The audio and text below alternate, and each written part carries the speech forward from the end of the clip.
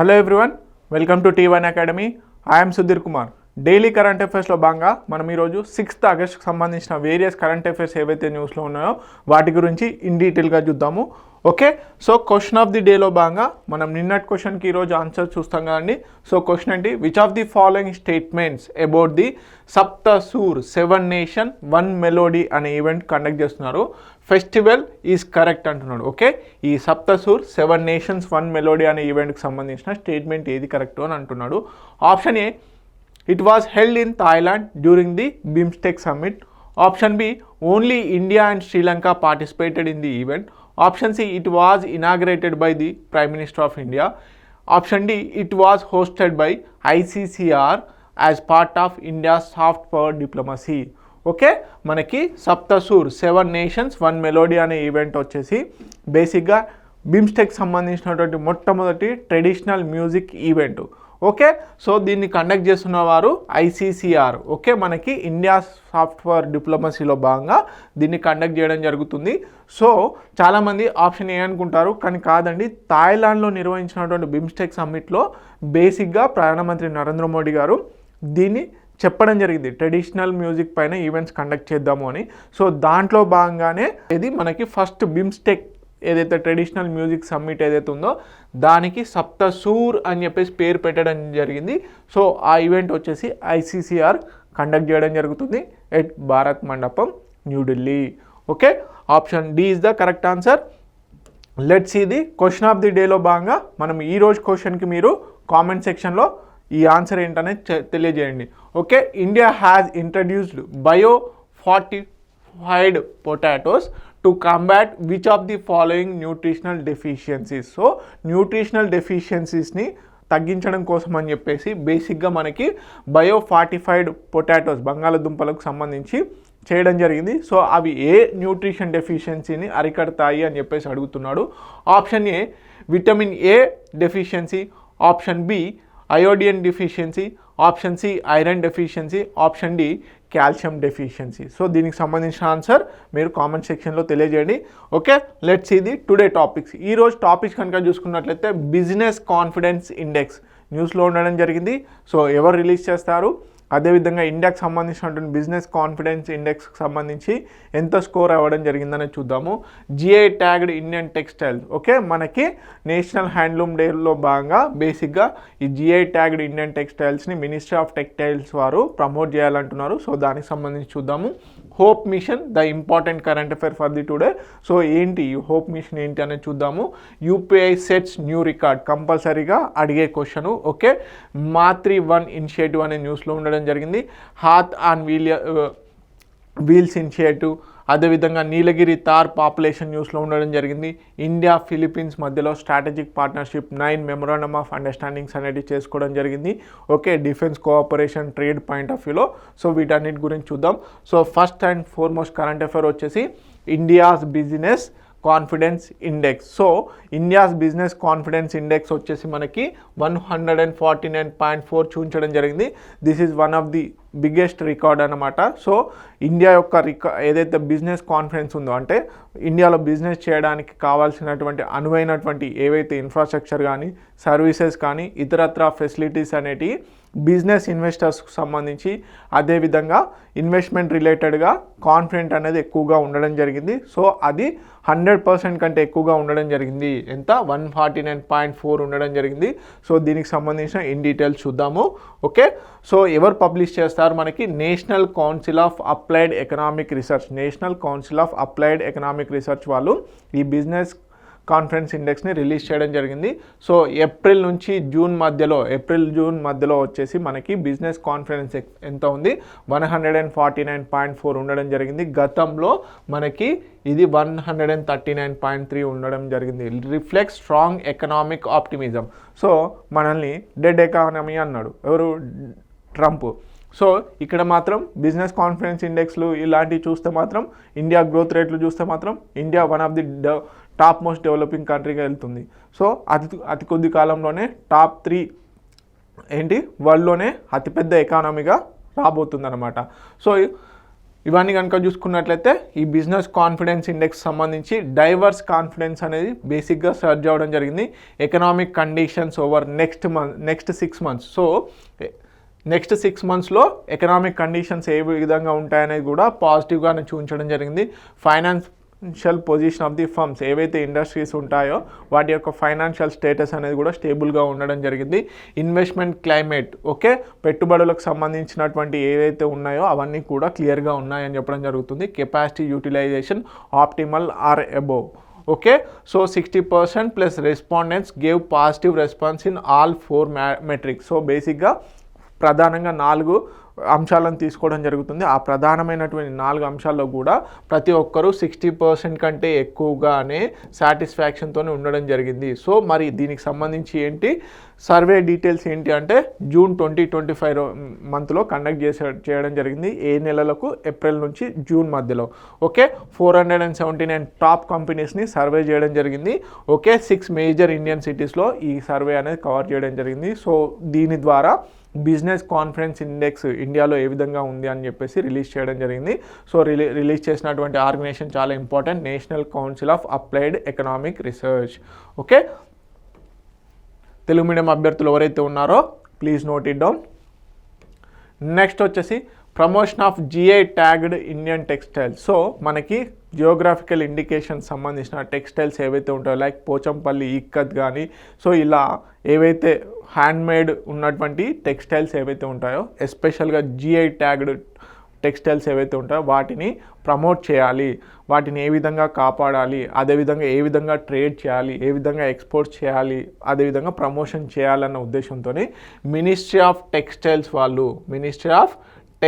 వాళ్ళు ఈ GI tags oriented ఉన్నటువంటి టెక్స్టైల్స్ని ప్రమోట్ చేయడం జరుగుతుంది యాజ్ పార్ట్ ఆఫ్ ది డెవలప్మెంట్లో భాగంగా. So ministry of textile promotes GI tagged recognition under the GI tag act 1999.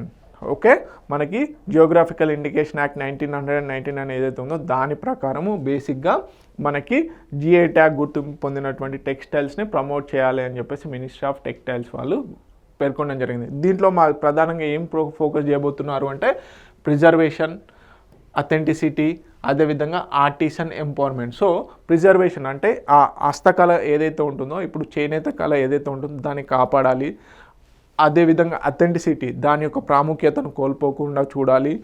అదేవిధంగా ఆర్టిసన్ ఎంపవర్మెంట్, సో ఎవరైతే కొత్తగా జాయిన్ అవుతున్నారో అంటే బేసిక్గా ఆ చేనేత కళలో ఎవరైతే కొత్తగా ప్రావీణ్యం పొందుతున్నారో సో వారికి మంచిగా ట్రైనింగ్ ఇవ్వాలనేది ప్రధాన ఉద్దేశం అన్నమాట. సో దీంట్లో భాగంగా గవర్నమెంట్ సపోర్ట్ మెజర్స్ ఏం తీసుకుంది అంటే నేషనల్ హ్యాండీక్రాఫ్ట్ డెవలప్మెంట్ ప్రోగ్రాము, అదేవిధంగా హ్యాండ్లూమ్ మార్కెటింగ్ అసిస్టెన్స్ ప్రోగ్రాంలో భాగంగా 1.5 lakhs for GI registration of designs and products. So బేసిక్గా జిఐ ట్యాగ్ అనేది వట్టిగా రాదండి. సో జిఐ ట్యాగ్ పొందాలి అంటే ఎంతో కొంత ఫీజు పే చేయాలి. సో దానికి సంబంధించినటువంటి రిజిస్ట్రేషన్ ఏదైతే ఉంటుందో ఆ ఫీజు 1.5 lakhs వరకు ప్రభుత్వం భరిస్తుంది. అదేవిధంగా 1.5 lakh for training and enforcement, ఎవరైతే ఆ బేసిక్గా చేనేత వస్త్రాలను నేర్చుతారో సో వారికి ట్రైనింగు దాని కింద కూడా 1.5 lakhs అనేది ఇవ్వడం జరుగుతుంది. Funds for seminars and awareness ఇవన్నిట్లో డ్రైవ్స్లో బాగా ఇవ్వడం జరుగుతుంది. ఓకే, కరెంట్ జిఐ కవరేజ్ ఎంత ఉంది అంటే 106 హ్యాండ్లూమ్ ప్రోడక్ట్స్కి ఉండడం జరిగింది, 227 హ్యాండీక్రాఫ్ట్ ప్రోడక్ట్స్కి ఉండడం జరిగింది, 6 ప్రోడక్ట్ లోగోస్కి కూడా ఉండడం జరిగింది. ఇది జిఐ ట్యాగ్ సంబంధించినటువంటి products. So promotion and marketing GI products ఏంటి, బేసిక్గా క్రాఫ్ట్ మేళాస్, ఢిల్లీ హాత్ ఇవన్నిటిని కూడా కండక్ట్ చేయడం జరుగుతుంది. Events like GI and beyond Virasat se Vikas tak అని చెప్పేసి ఇలాంటి ఈవెంట్స్ని కూడా కండక్ట్ చేసి చేనేత హస్తకళలు ఏవైతే ఉంటాయో వాటిని బేసిక్గా ప్రాచుర్యంలోకి తేవాలి, ఆ హస్తకళని కాపాడాలన్నదే ప్రధానమైనటువంటి ఉద్దేశం అన్నమాట. సో అదేవిధంగా direct buyer artisan connection Boost income and visibility. Okay, next వచ్చేసి సిల్క్ సెక్టార్. సో మనకి పట్టుకు సంబంధించి ప్రధానంగా పట్టుకు సంబంధించి ఏం చేస్తున్నారు, సిల్క్ సమగ్ర 2 అని కూడా ఇంప్లిమెంట్ చేయడం జరుగుతుంది. సో దీన్ని ఎవరు ఇంప్లిమెంట్ చేస్తున్నారు, సెంట్రల్ సిల్క్ బోర్డ్ వాళ్ళు ఇంప్లిమెంట్ చేస్తున్నారు. సో బనారస్, కాంచీపురం, మాగాపట్ ఏవైతే ఉంటాయో దీంట్లో భాగంగా కూడా ఈ సిల్క్ రిలేటెడ్ ఏవైతే టెక్స్టైల్స్ ఉంటాయో వాటిని కూడా ప్రమోట్ చేయడం జరుగుతుంది.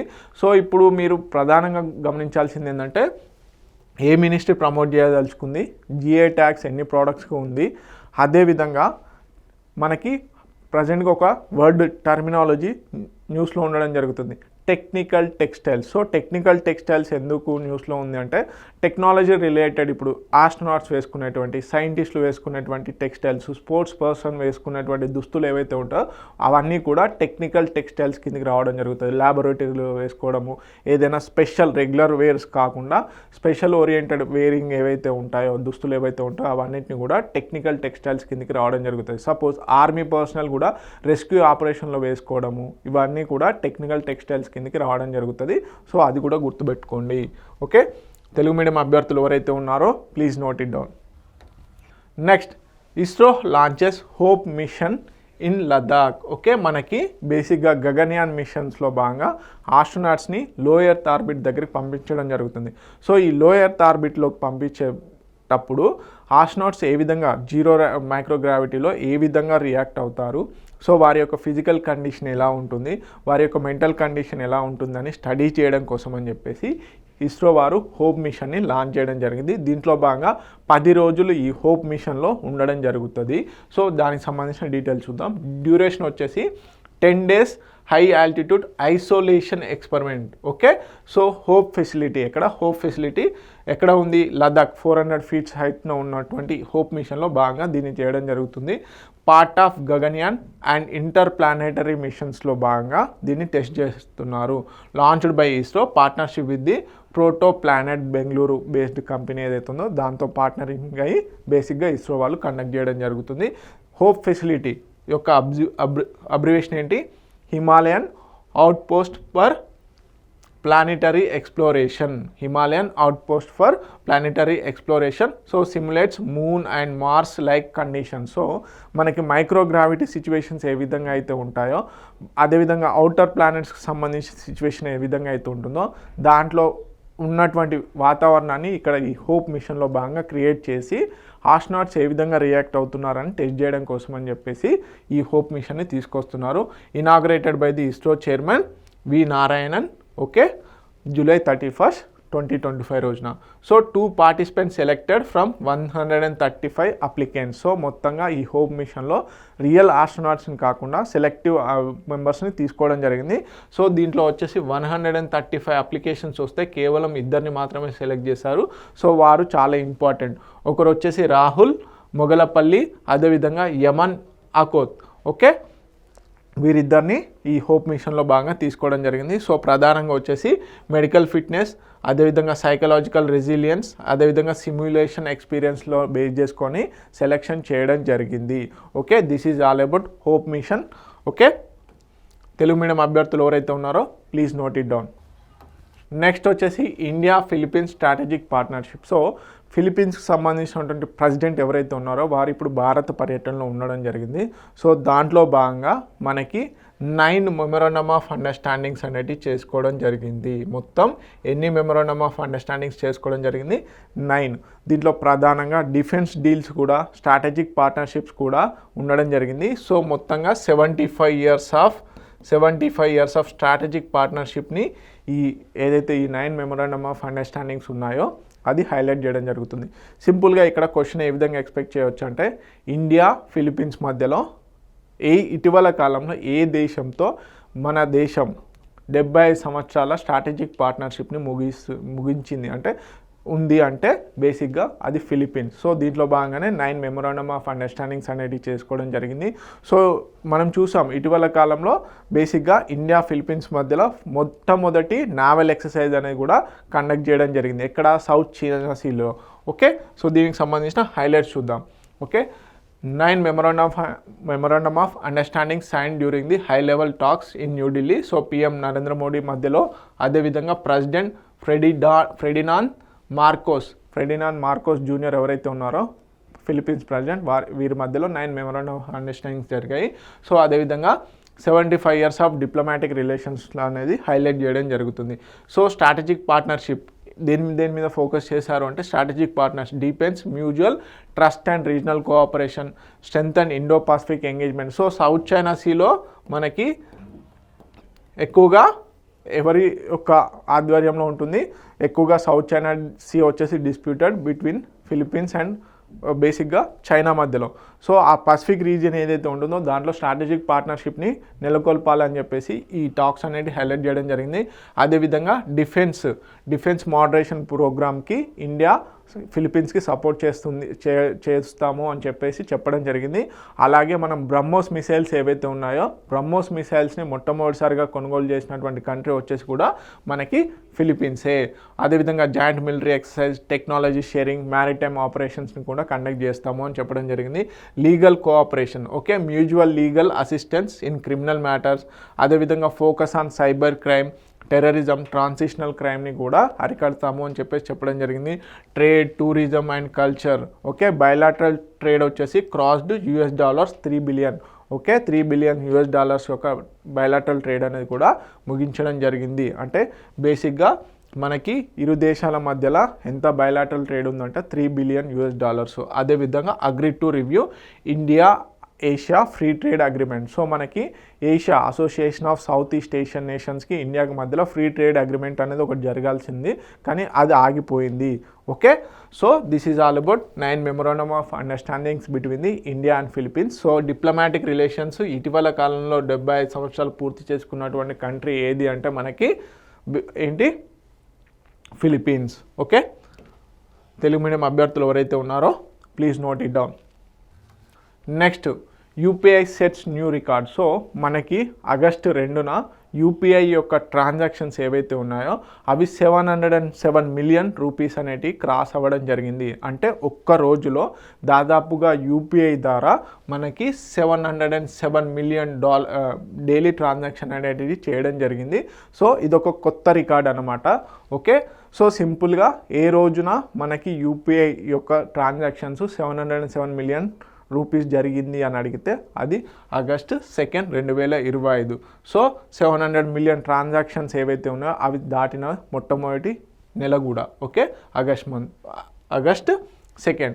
So 707 million daily transactions for the first time. Okay, national payment corporation of India వాళ్ళు ఏదైతే సర్వే చేశారో దాని ప్రకారం చెప్పడం జరిగింది. Signifies the massive growth the India's digital ecosystem. So ఒకప్పుడు మనకి ఎప్పుడైతే డిమానిటైజేషన్ చేశారో బేసిక్గా అప్పుడు ఈ డిజిటల్ ట్రాన్సాక్షన్స్ అనేవి అంతగా లేవు.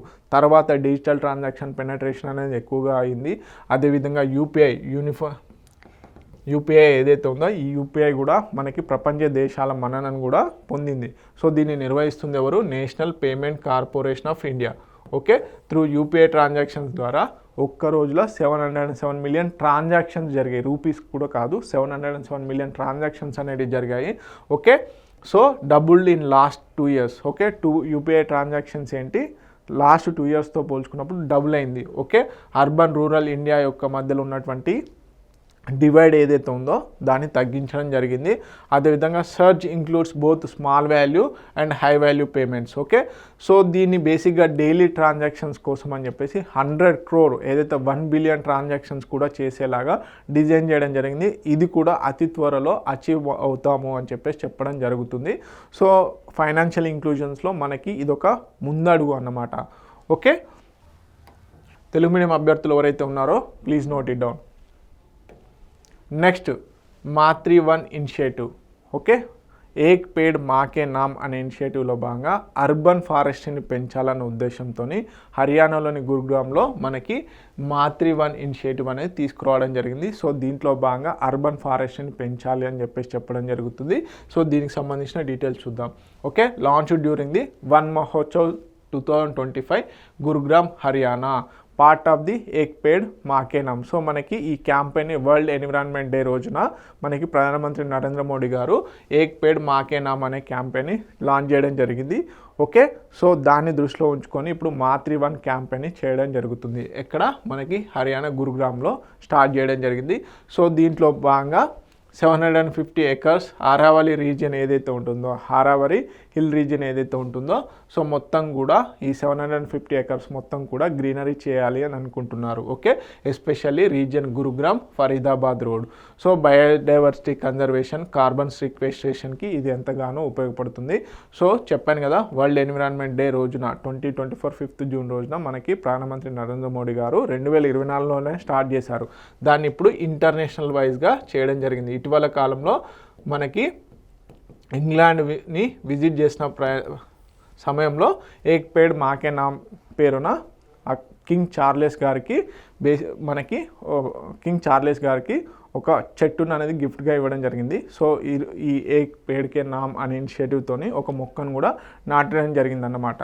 ఓకే, సో ఇప్పుడు దీన్ని ఇంటర్నేషనలైజ్ చేయడం జరుగుతుంది. So combines environmentalism tribute to the motherhood. So Ek Ped Maa Ke Naam. అదేవిధంగా మనకి green wall, Aravalli green wall project ఏదైతే ఉందో దాన్ని కూడా ఇనిషియేట్ చేయడం జరిగింది. 400 kilometers, దాదాపుగా 400 kilometers లెంత్లో, అదేవిధంగా 5 kilometers వైడ్గా ఓకే విస్తీర్ణంతో ఈ ఆరావళి గ్రీన్ వాల్ ప్రాజెక్ట్ని లాంచ్ చేస్తున్నారు. ఎందుకు అంటే ప్రధానంగా మనకి ఈ ఆరావళి బెల్ట్ ఏదైతే ఉంటుందో అదంతా కూడా ఎరిడ్ రీజియన్. సో అక్కడ చెట్లను పెంచి ఏదైతే మనకి డిజర్ట్ ఎక్స్పాన్షన్, ఎడారి విస్తరణ ఏదైతే ఉందో దాన్ని అరికట్టడము, అదేవిధంగా ఆ ఏరియాలో వర్షపాతాన్ని సృష్టించడానికి ఎంతగానో దోహదపడుతుంది. కాబట్టి దీన్ని తీసుకురావడం జరిగింది. ఏది Aravalli green wall project. So దీన్ని ఎక్కడి నుంచి ఇన్స్పిరేషన్ తీసుకున్నారు అంటే 2007లో స్థాపించినటువంటి గ్రీన్ వాల్ ఏదైతే ఉందో దాని నుంచి తీసుకోవడం జరిగింది. మనకి సహారా ఎడారి ఏదైతే ఉందో దానంతటా కూడా మనకి గ్రీన్ వాల్ని నిర్మించడం జరుగుతుంది. అంటే మొక్కలతోని మొత్తం ఒక నార్త్ ఆఫ్రికన్ కాంటినెంట్ ఏదైతే ఉందో దాన్ని మొత్తం కూడా గ్రీన్ వాల్తోని బిల్డ్ చేయాలనుకుంటున్నారు. అంటే చెట్లను పెంచాలనుకుంటున్నారు. ఇక్కడ గ్రీన్ వాల్ అంటే ఏదో అడ్డుకోవడానికి కాదు. సో బేసిక్గా చెట్లతోని ఒక వాల్ లాంటిది. సో దానికోసం అని చెప్పేసి చేయడం జరుగుతుంది. So combat desertification, boost ecological resilience. Okay, Telugu medium అభ్యర్థులు ఎవరైతే ఉన్నారో please note it down. Next వచ్చేసి Haath on wheels initiative. So హ్యాట్ బేసిక్గా మనకి హస్తకళలకు సంబంధించిన ప్రోడక్ట్స్ ఏవైతే ఉంటాయో అవి జనరల్గా మనకి రూరల్ ఏరియాలో తయారు చేయడం జరుగుతుంది. ఎక్కడ? గ్రామీణ ప్రాంతాల్లో. సో ఆ గ్రామీణ ప్రాంతాల్లో తయారైనటువంటి ఏవైతే ప్రోడక్ట్స్ ఉంటాయో అవి అర్బన్ ఏరియాస్లోకి వచ్చి బేసిక్గా అమ్మాలి. సో దానికి ఈ ట్రేడ్ గ్యాప్ ఏదైతే ఉందో దాన్ని అరికట్టడం కోసం, ట్రాన్స్పోర్ట్ గ్యాప్ ఏదైతే ఉందో దాన్ని అరికట్టడం కోసం అని చెప్పేసి హాత్ ఆన్ వీల్స్ అని చెప్పేసి బేసిక్గా ఒక ఇనిషియేటివ్ని తీసుకురావడం జరిగింది. సో దీనికి సంబంధించిన డీటెయిల్స్ చూద్దాము. ఇప్పుడు 11th నేషనల్ హ్యాండ్లూమ్ డేలో భాగంగా 11th నేషనల్ హ్యాండ్లూమ్ డేలో భాగంగా August 5th మనకి ఈ ఇనిషియేటివ్ అనేది చేయడం జరిగింది. సో ఇక్కడ New Delhi ministry of textiles in collaboration with the national handloom development corporation వాళ్ళు ఇద్దరు కూడా సంయుక్తంగా ఈ హాత్ అనే వీల్స్ అని చెప్పేసి తీసుకురావడం జరిగింది. So what is it? A mobile handloom market place. So బేసిక్గా ఒక ట్రక్ ఉంటుంది. సో మనకి ఇప్పుడు బేసిక్గా సిటీస్లలో చూస్తూ ఉంటాం రైతు బజారు అని చెప్పేసి ఒక వ్యాన్లో వచ్చేసి బేసిక్గా కూరగాయలు అమ్ముతూ ఉంటారు. అదేవిధంగా ఇప్పుడు ఏవైతే రూరల్లో తయారు చేసినటువంటి వస్త్రాలు ఏవైతే ఉంటాయో, హ్యాండీక్రాఫ్ట్స్ ఏవైతే ఉంటాయో వాటిని బేసిక్గా తీసుకొచ్చి ట్రక్స్లలో తీసుకొచ్చి వాటికంటూ ఒక సెల్లింగ్ ప్లేస్ లాగా ఇప్పుడు మోడర్నైజేషన్లో ఈ ట్రక్స్ రిలేటెడ్ ఏవైతే మార్కెట్ ప్లేసెస్ ఉన్నాయో అవి ఎక్కువగా బూమింగ్లో ఉన్నాయి. సో ఆ విధంగా మనకి డోర్ స్టెప్ దగ్గరే బేసిక్గా సెల్లింగ్ అనేది చేయాలని చెప్పేసి ఈ బేసిక్గా హాత్ ఆన్ మొబైల్స్ అని చెప్పేసి తీసుకురావడం జరిగింది. Okay, so design to connect rural weavers with urban customers. So part of campaign to promote handloom heritage. So దీంట్లో భాగంగానే 100 రీజనల్ వ్యూస్ షోకేస్డ్. అదేవిధంగా ఢిల్లీ నేషనల్ క్యాపిటల్ రీజియన్లో ఫస్ట్ స్టార్ట్ చేశారు, తర్వాత మొత్తంగా విస్తరించనుంది. సో దీనికి కావాల్సిన థీమ్ ఏంటి? దీనికి ఇచ్చినటువంటి థీమ్ ఇంపార్టెంట్. ఓకే, థీమ్ ఏంటి అంటే my handloom, my pride, my product, my pride. Okay, so my handloom, my pride, my product, my pride అనేది దీని యొక్క ప్రధానమైనటువంటి ఇతివృత్తం. Okay, this is all about Haat on wheels. Okay, next వచ్చేసి నీలగిరి తార్ తమిళనాడు యొక్క రాష్ట్ర జంతువైనటువంటి నీలగిరి తార్ ఏదైతే ఉందో దాని యొక్క పాపులేషన్ అనేది రైజ్ అవ్వడం జరుగుతుంది. 21% రైజ్ అవ్వడం జరిగింది. సో 2025లో దీని యొక్క జనాభా ఏదైతే ఉందో అది 21% రైజ్ అవుతుందని చెప్పేసి చెప్పడం జరిగింది. సో దీనికి సంబంధించిన డీటెయిల్స్ చూద్దాం. సో బేసిక్గా మనకి తమిళనాడు కేరళ మధ్యలో ఒక సంయుక్తమైనటువంటి పాపులేషన్ సెన్సస్ సంబంధించినటువంటి నీలగిరి తారకు సంబంధించినటువంటి సెన్సస్ని కండక్ట్ చేయడం జరిగింది. సో దాంట్లో కొన్ని రిజల్ట్స్ చూపించడం జరిగింది. Covered 3126 square kilometres, 177 blocks, 14 forest డివిజన్స్ని కవర్ చేయడం జరిగింది. Synchronised by annual survey between the Tamil Nadu and Kerala. So బేసిక్గా మనకి ఈ అన్నమలై టైగర్ రిజర్వ్, అదేవిధంగా బాంధవ్గఢ్ టైగర్ రిజర్వ్, ఈ టైగర్ రిజర్వ్స్ అదేవిధంగా ఇవన్నీ కూడా తమిళనాడుకి ఇటు కేరళకి ఇటు కర్ణాటకకి మధ్యలో ఎగ్జాక్ట్గా బార్డర్ ప్లేస్లో ఉంటాయి. ఎస్పెషల్లీ మనకి బాంధవ్గఢ్ టైగర్ రిజర్వ్, అదేవిధంగా మనకి అన్నమలై టైగర్ రిజర్వ్ ఇవన్నీ చాలా దగ్గరగానే ఉంటాయన్నమాట. ఎక్కడ నీలగిరి హిల్స్లో పార్ట్లో భాగంగా. ఓకే, సో అక్కడ ఏదైతే తమిళనాడు అండ్ కేరళ సంయుక్తంగా బైయాన్యువల్గా ఈ సెన్సస్ అనేది కండక్ట్ చేయడం జరుగుతుంది. సో ఎందుకు అంటే తమిళనాడు యొక్క స్టేట్ యానిమల్ కాబట్టి, సో దాన్ని ప్రొటెక్ట్ చేయడం కోసం అని చెప్పేసి ఈ సర్వే కండక్ట్ చేస్తూ ఉంటారు. సో మొత్తం 786 ఫ్రంట్ లైన్ స్టాఫ్ మెంబర్స్ దీంట్లో భాగంగా పార్టిసిపేట్ చేయడం జరిగింది. పాపులేషన్ ఇంక్రీజ్ వచ్చేసి 2024లో వచ్చేసి 1031 ఇండివిజువల్స్ మాత్రమే ఉండేది. 2025లో వచ్చేసి 1303, దాదాపుగా 270 ఏదైతే పాపులేషన్ ఉందో పెరగడం జరిగింది. ఎంత 21% పాపులేషన్ అనేది పెరిగింది. సో ఎస్పెషల్లీ మేజర్ సైటింగ్స్ వచ్చేసి మనకు అక్కమలై టైగర్ గ్రాస్ హిల్స్ ఏవైతే ఉన్నాయో అన్నమలై టైగర్ రిజర్వ్ 334 ఉండడం జరిగింది. అదేవిధంగా Mukurthi national park 282, approximately 50% of the Tamil Nadu total. Taxonomy status వచ్చేసి ఏంటి, బేసిక్గా దీని యొక్క సైంటిఫిక్ నేమ్ వచ్చేసి ఏంటి మనకి నీలగిరి ట్రాగస్ హైలోరికస్. సో బేసిక్గా నీలగిరి హిల్స్ పేరు మీదుగానే దీనికి నేమ్ ఇవ్వడం జరిగింది. అదేవిధంగా IUCN స్టేటస్ వచ్చేసి ఎండేంజర్డ్, ఇది చాలా ఇంపార్టెంట్. అదేవిధంగా మనకి వైల్డ్ లైఫ్ ప్రొటెక్షన్ యాక్ట్ 1972 కింద మనము ఎనిమల్స్ని షెడ్యూల్స్లో ఉంచడం జరుగుతుంది. అది నీలగిరి తార్ వచ్చేసి షెడ్యూల్ 1లో హయ్యెస్ట్ ప్రొటెక్షన్ కేటగిరీలో ఉండడం జరిగింది. రీజనల్ నేమ్స్ వచ్చేసి వరియాడు, అదేవిధంగా వరయాడు మలయాళంలో. సో దీని యొక్క రీజనల్ నేమ్స్ అన్నమాట. This is all about Nilgiri tar. Please note it down, Telugu medium students, important points.